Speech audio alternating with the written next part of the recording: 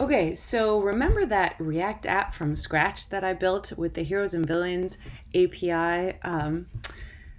I thought that the last one was going to be my conclusion, but this is actually my conclusion. Why?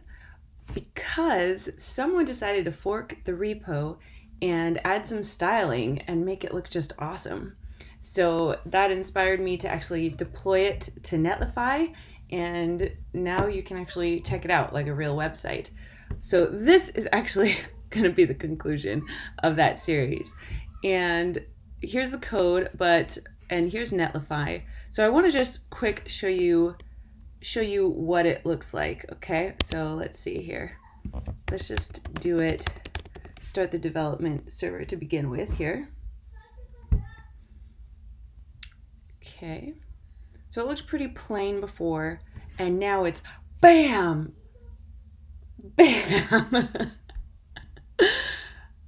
You know, I just love this. I just love the images and the background and the fonts that he chose, that Elvis chose, because it looks like a comic book. I mean, in terms of modern design, it's a little too noisy, I suppose, but this is what comic books are supposed to look like, basically. And it's responsive. So if you look at, let me just put this down here so we can see it on different size screens here. Responsive. Here we go. Now you can see it. So this is extra large. You see it just did a breakpoint here. Extra large, large, medium, and then small and extra small. Small, extra small. That's right. So here's all the different things. And then if you do a search, of course, let's just do Supergirl. That's our standard one we usually do. And then we have, so this is extra large screens. And then we shrink it down, and you've got a breakpoint. And there's a breakpoint for medium screens. So it stacks on top of each other, and then shrink,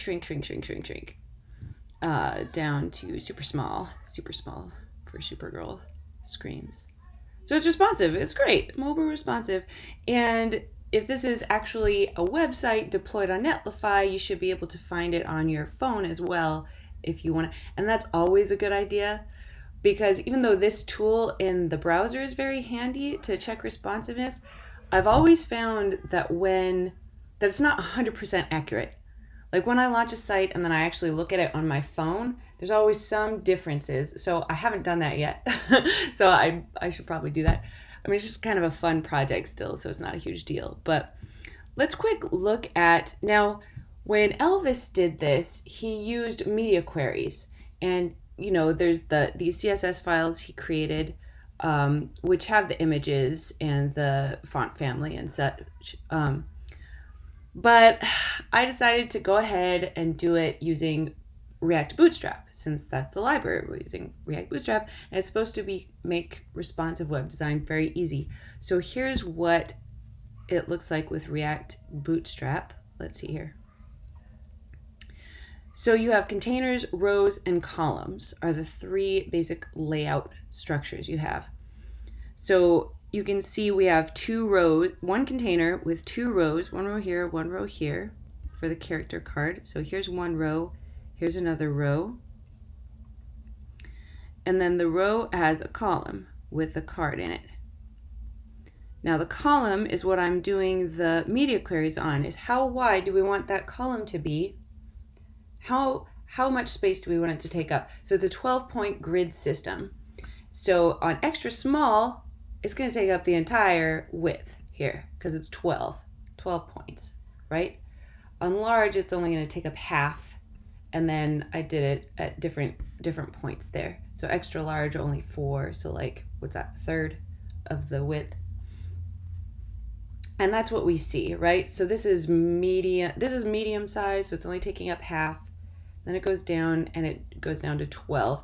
Now, the reason it's not actually taking up the entire width is, for one thing, I've got a padding on the container, right? So there's at least 30 pixels there that it's not taking up. And also, I think the card itself has padding, some margin to it, I believe. Either that or the column, maybe the column does. Something already has some margin or padding to it.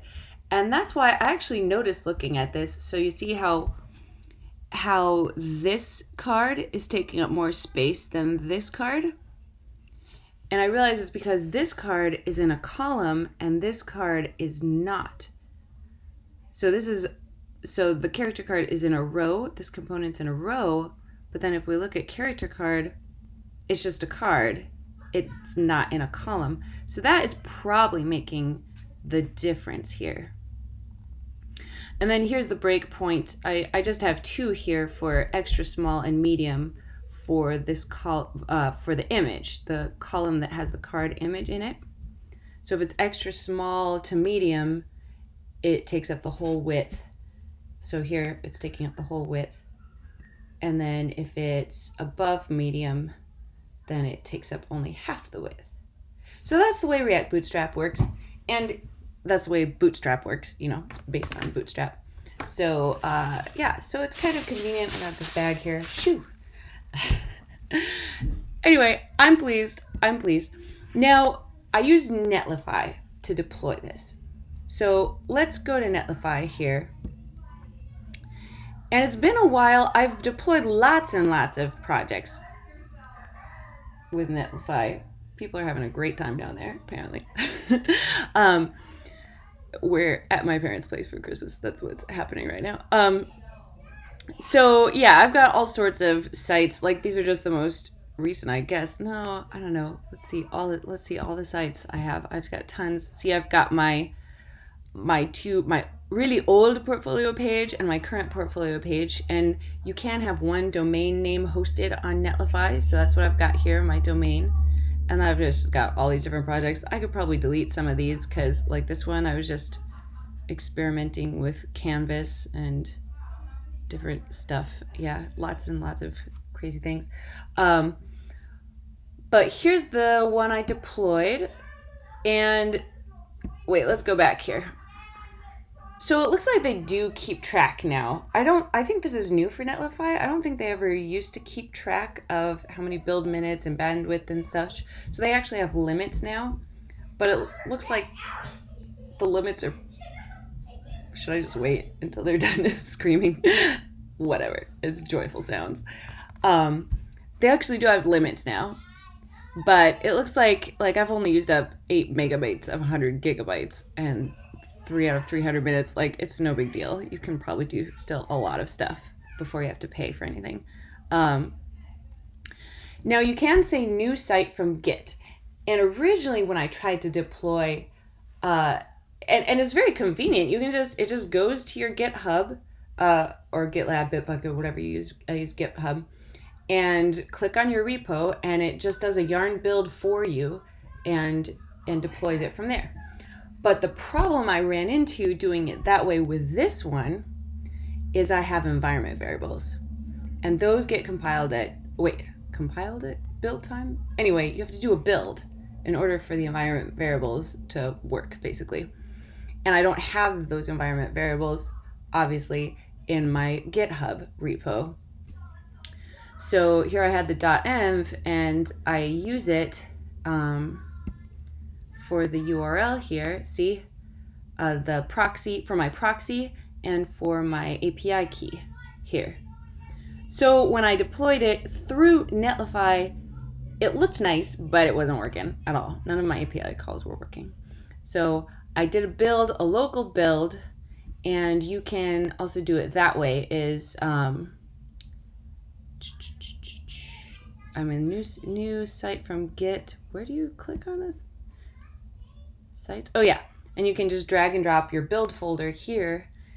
And then after you do that, here, I'll do that right now. After you do that, you can connect it to your repo, and then it's live. I mean, anytime you push a change, you can,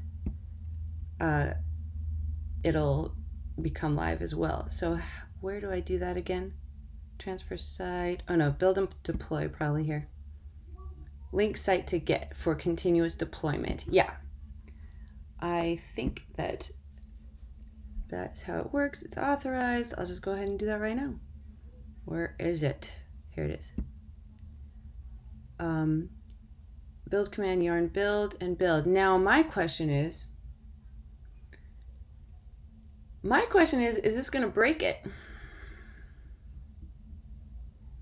Because if it does a new build, but it doesn't have the .env, will the previous build still apply or not? That is something better tested when I'm not doing a video. So I will test that out when I'm done filming this video and find out, because I'm very curious. Is it going to break it? We shall see. Okay, so it turns out that new build or connecting it to GitHub did break it. But I found something in Netlify that takes care of that. And you can actually set, in the continuous deployments, the build and deploy section, you can actually set your environment variables here. So I will go ahead and put my environment variables here so that I can then be set up to deploy continuously from GitHub. Just for fun, let's do our friend Endo Masahashi. Remember that guy? That guy who kept randomly showing up in my code?